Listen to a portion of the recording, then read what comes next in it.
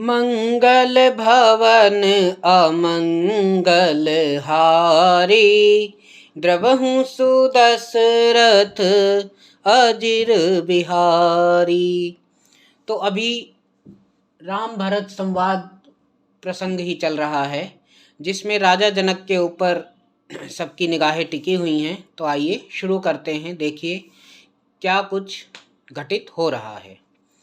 राखी राम रुख धर्म व्रतु, पराधीन मोहि जान, सबके सम्मत सर्वहित, करय प्रेम पहिचान। सियावर राम जय जय राम, मेरे प्रभु राम जय भगवान। भरत जी कह रहे हैं, मुझे पराधीन जानकर, मुझसे ना पूछकर श्री रामचंद्र जी रुचि धर्म और व्रत को रखते हुए जो सबके सम्मत और सबके लिए हितकारी हो, आप सबका प्रेम पहचान कर वही कीजिए। भरत जी अपना कथन श्री राम जी के सामने रख रहे हैं।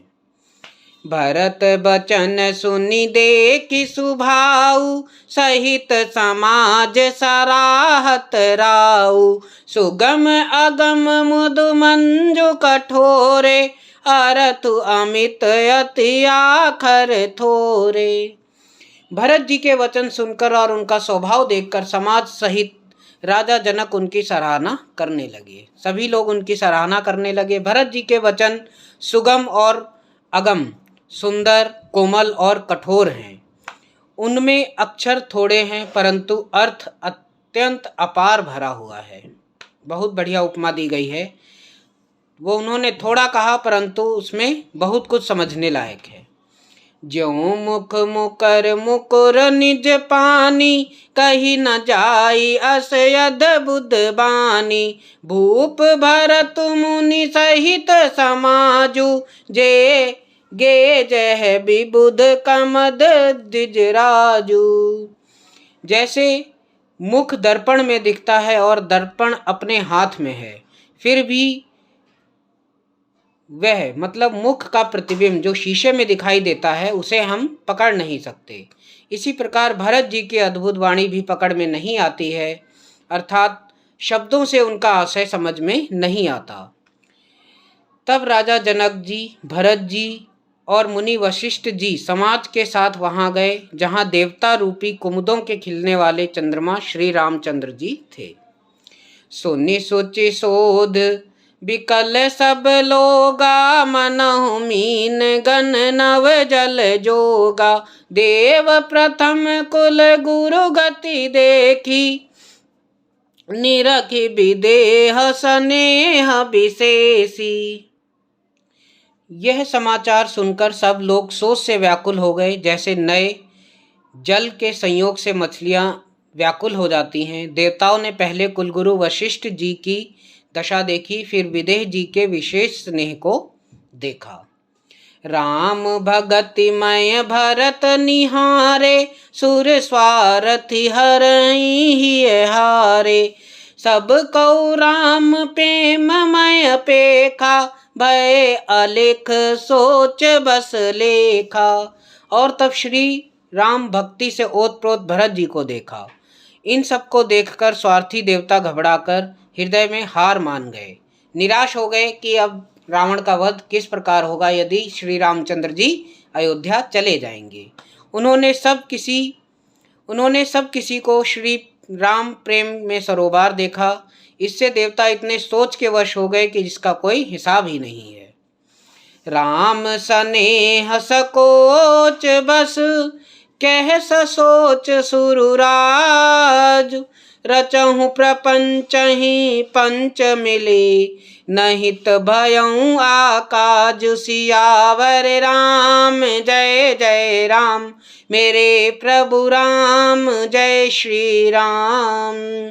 देवराज इंद्र सोच में भरकर कहने लगे कि श्री रामचंद्र जी तो स्नेह और संकोच के वश में हैं, इसलिए सब लोग मिलकर कुछ माया रचो, नहीं तो काम बिगड़ सकता है। सुर है सुमरि शारदा सराही, देवी देव शरणागत पाही। फेरि भरत मति कर निज माया, पालु विबुध कुल कर छल छाया। देवताओं ने सरस्वती जी का स्मरण कर उनकी सराहना की, स्तुति की और कहा, हे देवी, देवता आपके शरणागत हैं और उनकी रक्षा कीजिए। अपनी माया रचकर भरत जी की बुद्धि फेर दीजिए और छल की छाया कर देवताओं के कुल का पालन कीजिए। विबुध विनय सुनि देवी सयानी, बोली सुर स्वार्थ जड़ जानी। मोसन कहूँ भरत मति फेरू, लोचन सहज न सूझ समेरू। देवताओं की विनती सुनकर और देवताओं को स्वार्थ के वश होने से मूर्ख जानकर बुद्धिमती सरस्वती जी बोली, मुझसे कह रहे हो कि भरत जी की मति पलट दो? 1000 नेत्रों से भी तुमको सुमेरु नहीं सूझ पड़ता। हरि विधि हरिहर माया बड़ी भारी, सो न भरत मति सकई निहारी। सो मति मोहि कहत कर भोरी, चंदिनी कर की चंड कर चोरी। ब्रह्मा विष्णु और महेश की माया बहुत प्रबल है, किंतु वह भी भरत जी की बुद्धि की ओर ताक नहीं सकती। उस बुद्धि को तुम मुझसे कह रहे हो कि भोली कर दो, अर्थात भुलावे में डाल दो, पलट दो। अरे चांदनी कहीं प्रचंड किरण वाले सूर्य को चुरा सकती है। भरत हृदय सिय राम निवासु, तह कितिमिर जह तरन प्रकाशु। अस कही सारद गई विधि लोका, विबुध विकल निसिमानहु को का। भरत जी के हृदय में सीता जी और राम जी का निवास है। जहाँ सूर्य का प्रकाश है वहाँ कहाँ अंधेरा रह सकता है। ऐसा कहकर सरस्वती जी ब्रह्मलोक को चली गईं। देवता ऐसे व्याकुल हुए जैसे रात्रि में चकवा व्याकुल होता है। सुर स्वार्थी मलिन मन, कीन कुमंत्र कुठाटु। रचि प्रपंच माया प्रबल, भय ब्रह्म अरति उचाट। सियावर राम जय जय राम, मेरे प्रभु राम जय श्री राम। मलिन मन वाले स्वार्थी देवताओं ने बुरी सलाह करके बुरा षड्यंत्र रचा। प्रबल माया जाल रचकर भय, भ्रम, अप्रीति और उच्चाटन फैला दिया। करि कुचाली सोचत सुर राजू, भरत हाथ सब काज अकाजू। गए जनक रघुनाथ समीपा, सन माने सब रवि कुल दीपा। कुचाल करके देवराज इंद्र सोचने लगे कि काम का बनना बिगड़ना सब भरत जी के हाथ में है। इधर राजा जनक जी मुनि वशिष्ठ आदि के साथ श्री रघुनाथ जी के पास गए। सूर्य कुल के दीपक श्री रामचंद्र जी ने सबका सम्मान किया। समय समाज धर्म अविरोधा, बोले तब रघुवंश पुरोधा। जनक भरत संवाद सुनाई, भरत कहा उति कहीं सुहाई। तब रघुकुल के पुरोहित वशिष्ठ जी समय, समाज और धर्म के अविरोधी अर्थात अनुकूल वचन बोले। उन्होंने पहले जनक जी और भरत जी का संवाद सुनाया, फिर भरत जी की कही हुई सुंदर बातें कह सुनाई। तात राम जस आयुष देहूं, सो सब करें मोर मत ऐहूं। सुनि रघुनाथ जोरि जुग पानी, बोले सत्य सरल मृदु बानी। फिर बोले, हे तात राम, मेरा मत तो यह है कि तुम जैसी आज्ञा दो वैसा ही सब करेंगे। यह सुनकर दोनों हाथ जोड़कर श्री रघुनाथ जी सत्य सरल और कोमल वाणी से बोले। विद्यमान आपन मिथिलेशु, मोर कहब सब भांति भदेशु। राउर राय रजायुस होई, राउर शपथ सहई सिर सोई।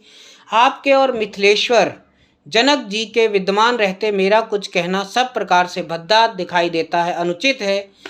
आपकी और महाराज जी की जो आज्ञा होगी, मैं आपकी शपथ करके कहता हूँ कि वह सत्य ही सबको शिरोधार्य होगी। राम जी कहते हैं कि आपके और महाराज जनक जी के रहते हुए मेरा बोलना उचित नहीं है, आप जैसी आज्ञा देंगे वैसा ही मैं करूँगा। राम शपथ सुन मुनि जनक, सकुचे सभा समेत, सकल बिलोकत भरत मुख, बनई न उत्तरु देत। सियावर राम जय जय राम, मेरे प्रभु राम जय श्री राम।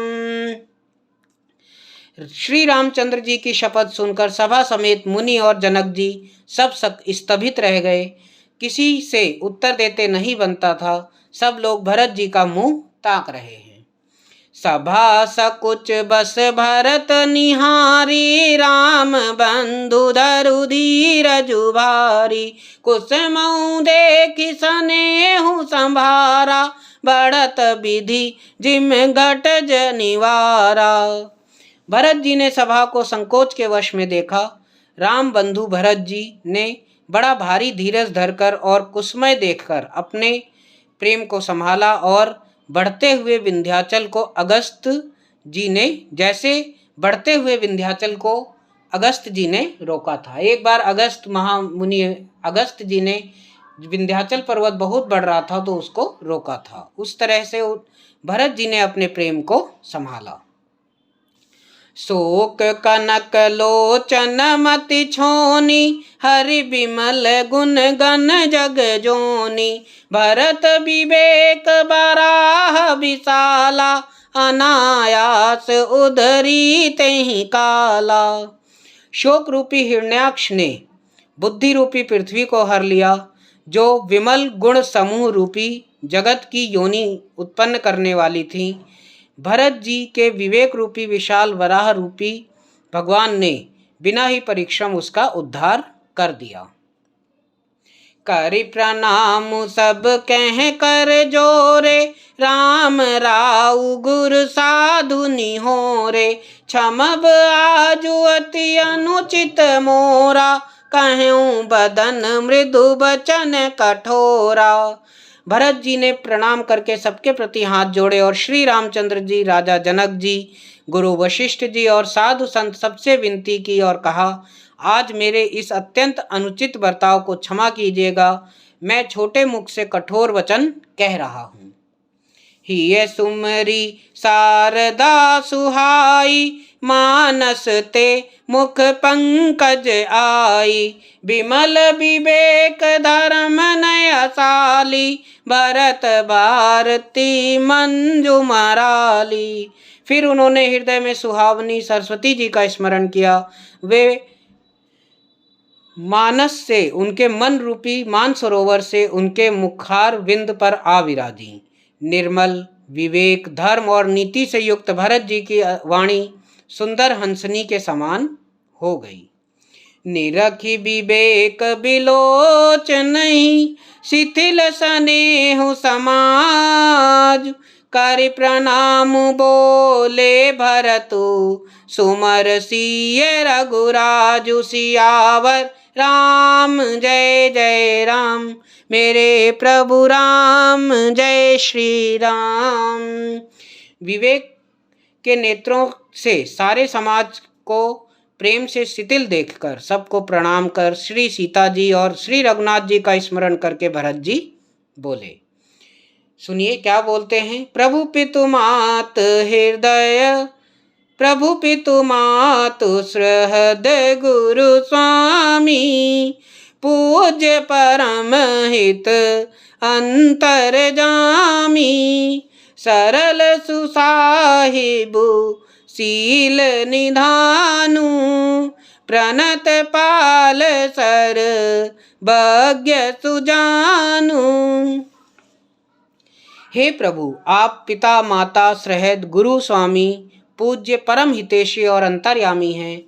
सरल हृदय, श्रेष्ठ मालिक, शील के भंडार, शरणागत की रक्षा करने वाले और सर्वज्ञ तथा सुजान हैं। समरथ शरणागत हितकारी, गुण गाहक अवगुण अगहारी। स्वामी गोसाई सरिस गोसाई, मोहि समान मैं साई दोहाई। समर्थ शरणागत का हित करने वाले, गुणों का आदर करने वाले और अवगुणों तथा पापों को हरने वाले हैं। हे गोसाई, आप सरीखे स्वामी आप ही हैं और स्वामी के साथ द्रोह करने में मेरे समान मैं ही हूँ। वो अपने अवगुण गिना रहे हैं और श्री रामचंद्र जी के गुणों का बखान कर रहे हैं। प्रभु पितु बचन मोहि बस पेली, आयऊँ यहाँ समाजु सकेली। जल भल पोच ऊंच अरु नीचू, अमय अमर पद माहुर मीचू।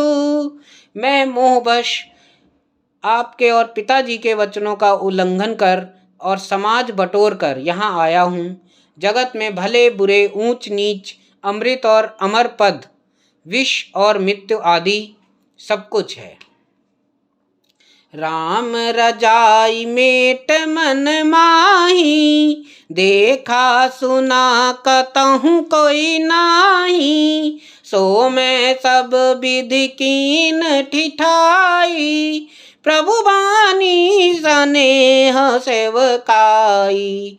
किसी को भी कहीं ऐसा नहीं देखा सुना जो मन में श्री रामचंद्र जी की आज्ञा को मेट दे। मैंने सब प्रकार से वही ठिठाई की, परंतु प्रभु ने उस ठिठाई को स्नेह और सेवा मान लिया। अर्थात मैंने आपकी और महाराज दशरथ, पिता श्री दशरथ जी की आज्ञा का अवहेलना किया और यहाँ आपको वापस लेने आ गया। यह मेरा सबसे बड़ा अपराध है, लेकिन इस अपराध को आपने स्नेह और सेवा मानकर क्षमा कर दिया। मंगल भवन अमंगल हारी, द्रवहु सुदशरथ अजिर बिहारी।